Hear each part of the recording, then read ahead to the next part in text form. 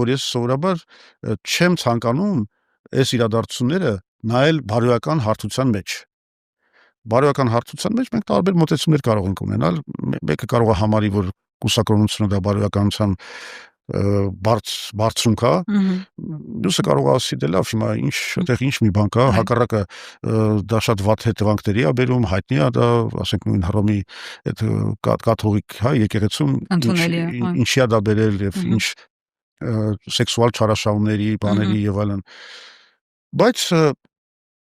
մենք պետք է հասկանանք, որ պետք է այդ հարթությունը չի կարևորը։ Այսինքն մի հատ չափանիշ պետք լինի, որը բոլորիս համար ընդունելի է։ Իսկ մի հատ չափանիշը, որը բոլորիս համար ընդունելի է կամ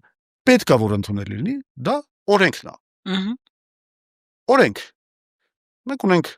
սահմանադրություն, մենք ունենք քրեական օրենսգիրք, քրեական դատավարություն։ Քրեական օրենսգիրքը ինչով է կարևոր։ Քրեական օրենսգրքում ըստ էության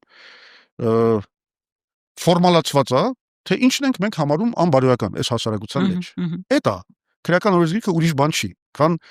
օրենք բարոյականության մասին։ Այսինքն այս բաները անբարոյական են, հանրության կողմից չեն ընդունվում, հետաբար արգելվում են։